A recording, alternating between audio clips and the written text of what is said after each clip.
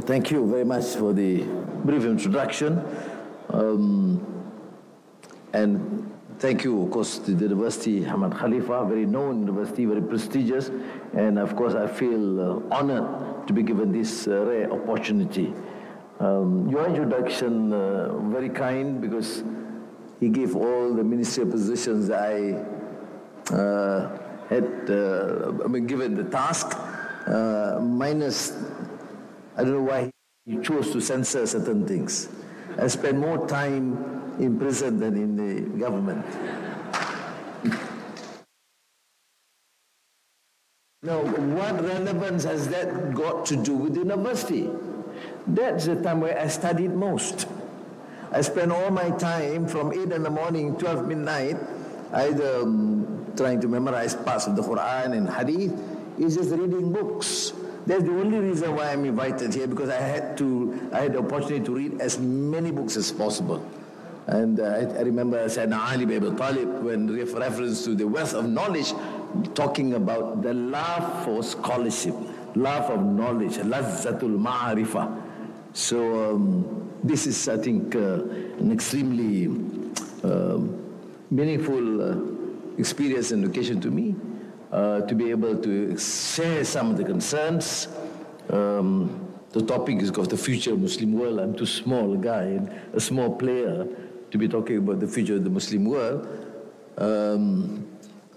But let me attempt to share with you some of our concerns. We are living in very post-normal times. Things are getting too complex, and the pace of change is just too fast, and the crisis is happening various parts of the world simultaneously, which I think one scholar puts it as simultaneity. What's the problem? Your problem from Gaza to Ukraine, although some in the West is just Ukraine and Gaza is silent. That is also another complexity. In the state of denial, the semblance of prejudice, the error of ignorance, as Edward Said, the great Christian scholar, puts it as the clash of ignorance. When he decided to launch a critique of Samuel Huntington's Clash of Civilization, this is an 8-page article that Edward Said brilliantly debunked the thesis by Samuel Huntington by suggesting that it's not a clash of civilization. Civilizations ought not to clash, because the fact is that when you say civilization, you're talking about civilized people. So civilized people don't clash. What actually happened, according to Edward Said's thesis, is a clash of ignorance. So those people talking about human rights, democracy, and denying basic rights of people because they are colored or because they're different religion should come to the library and spend time to learn a bit more about humanity and life and knowledge.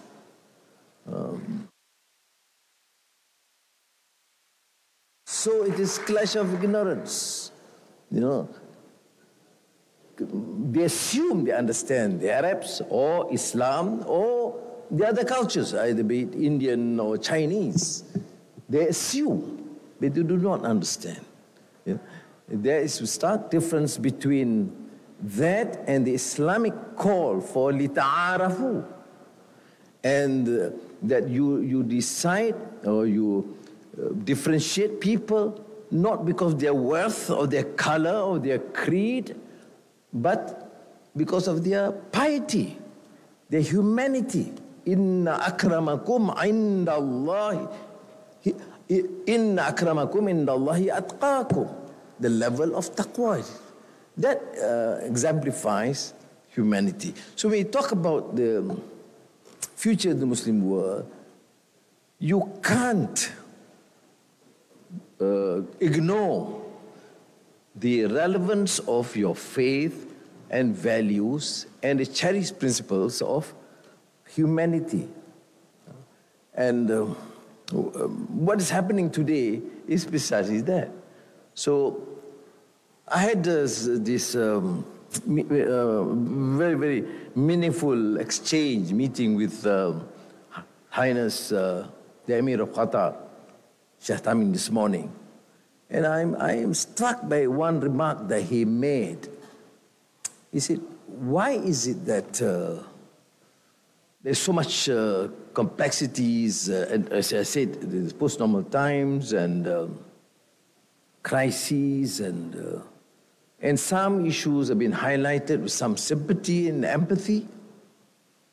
Ukraine or Rwanda, or even the struggles by the ANC, African National Congress, led by Mandela, that later he was, exalted to high pedestal as a great champion for freedom, or even the Irish Republican Army, and not the people of Palestine, be it in the PLO those days, or Fatah, and now Hamas.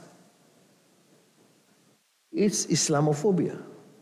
It's the prejudice because of the ignorance and hatred of what Islam stands for. I'm struck, and I told His Highness that probably, if you don't mind, I'm going to use this a bit in my lecture this evening.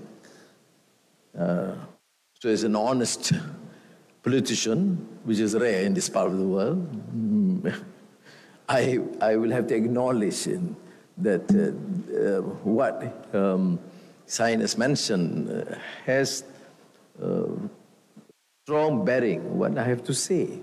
So the whole idea of scholarship and learning and experience, and to know and respect.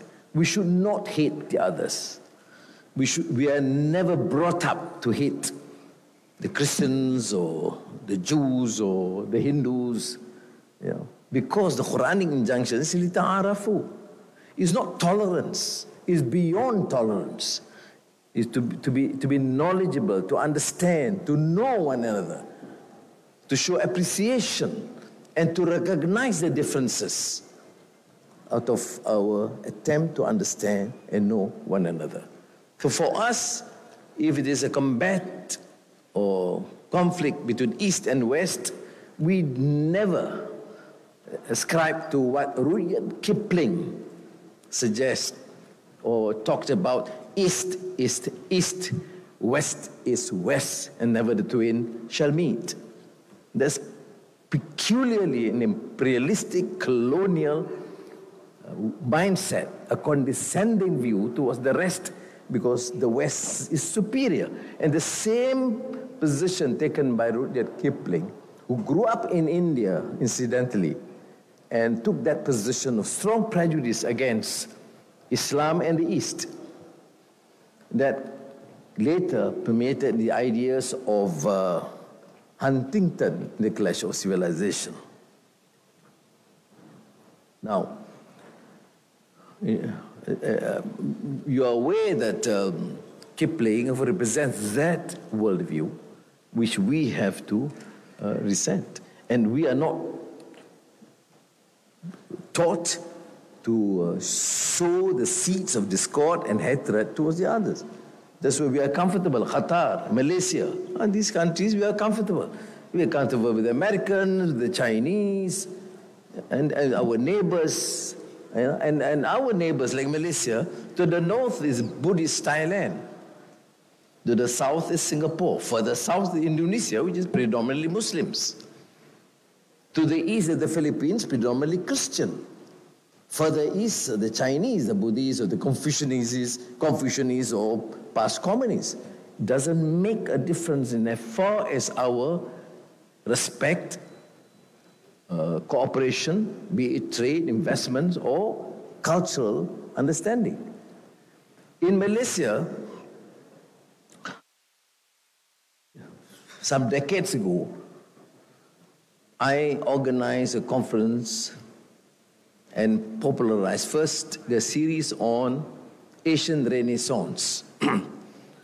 I started by introducing the great Filipino hero, a Christian, Jose Rizal, and consider him as the precursor to Asian Renaissance. His ideas against Spanish imperialism, his strong thesis about independence and pride and integrity of his people.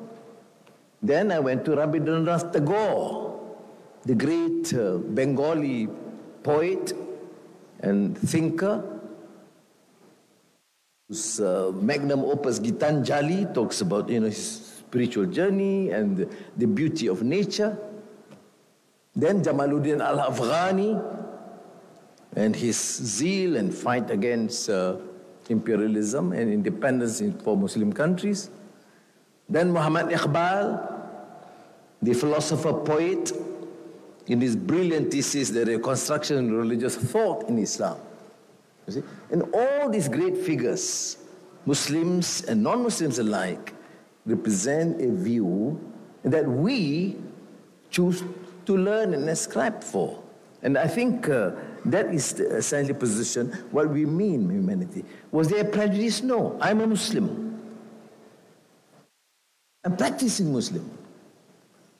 And trying to become a good, as far as possible, a good practicing Muslim.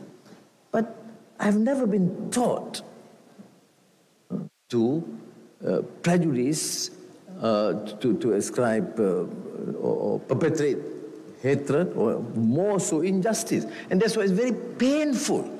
As I said to many of the leaders I've met, either it is in front of President Joe Biden or German Chancellor Olaf Scholz or my colleagues in the Arab and the Muslim world, that we must remain consistent. Otherwise, we cannot talk about the world, the community. We cannot represent this new conscience if we tend to be selective in our views and take strong, condescending view towards the others, or prejudice and hatred. That's why, as I said to many of my colleagues, including some European leaders, I say it's very painful. Malaysia, for example, is predominantly Muslim. Muslim means 60%. The rest we have Chinese, Buddhists, Christians, Hindus, enemies. And I'm given the mandate to be a prime minister.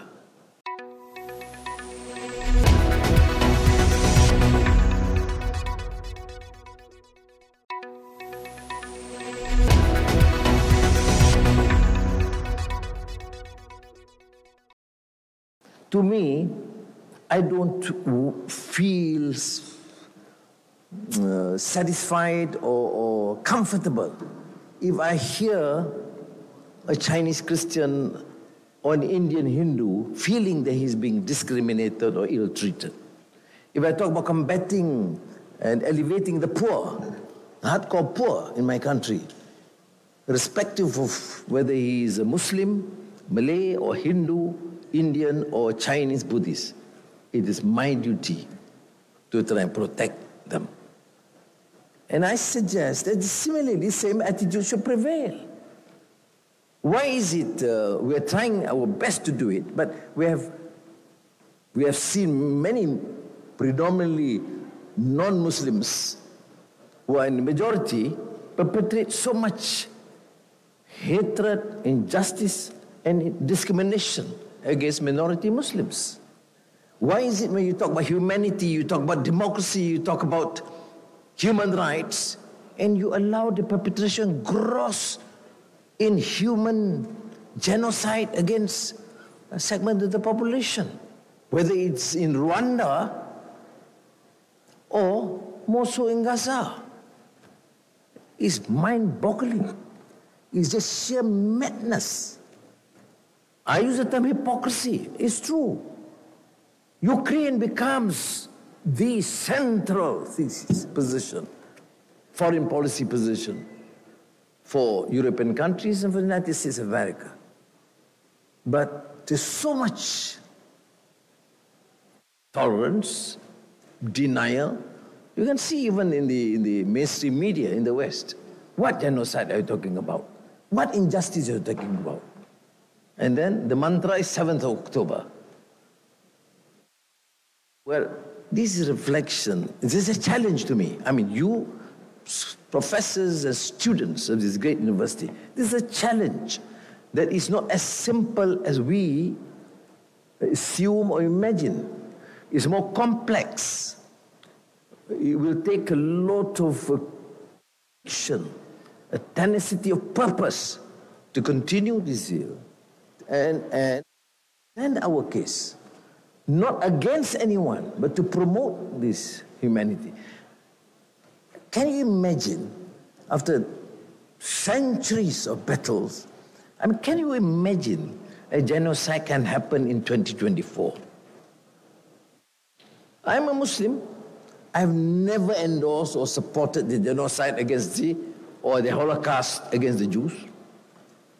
It's my conscience, it's my akhlaq, and my values that would reject that, what was perpetrated against the Jews. Now, how can then you imagine decades after that incident, you can still have the atrocities, and it's bleeding, and that would prompt so much anger, and there's no wise for humanity. How do you stop them? People are just enraged. I'm in Malaysia, so far away. People are just enraged, not knowing what to do. They just get angry because there's a failure of the entire system. International community, zero. The superpowers, zero. The mainstream media, zero effort or minimal effort. But the bottom line, the atrocities continue. Even in the, as you see the studies, the so-called scholastic studies on genocide, you see, the problems faced by the Palestinians or in Gaza is completely or largely ignored. Now, I'm not saying this as a sign of hopelessness. I'm no optimist. Otherwise, I would have survived this decade long in prison. I am optimist. I believe that finally reason will prevail, sanity will prevail. That's why you have universities. You still have good teachers, you still have students with such idealism, and you can see students all over the world, in Europe and the United States, expressing themselves with conviction, having to withstand the odds and tribulations, even harassment and intimidation, because that's love for scholarship is all about. That is lazzatul ma'arifah, that you love scholarship because of the principles, the ideals, and knowledge is therefore to be assimilated. Yes, for what? So, the difference between knowledge and wisdom, and more so in this digital age and AI, you have, of course, information and knowledge and wisdom. You have ilm and finally hikmah. And this is summarized by the great English poet T.S. Eliot, between information and knowledge and wisdom. So it's challenging the students, be it an IT or AI or engineering or liberal arts, is to be able to decipher between what is information, which is in abundance, and knowledge, and finally wisdom to decipher, to reflect, and decide for what is best. So, let me end by quoting a great Palestinian poet, contemporary, Rifat al-Arir. In 2018, graduated with a PhD from University Putra, Malaysia. As a professor of English literature at the Islamic University of Gaza, Dr. Rifat taught Shakespeare. Now, I share Harold Bloom's contention that Shakespeare is the pillar, is the of Western canon. You know, Western canon, the central core is Shakespeare. I'm a Malay, I'm a Muslim, I'm an Asian, but I have great admiration for Shakespeare. And to me, it's not a contradiction. That was what knowledge is all about. That's what beauty is all about. I only hope that some people in the West will try and appreciate some of the Muslim scholars the way we do appreciate some Western scholars. But it does not necessarily happen that way. Now, back to Rifat al-Arir.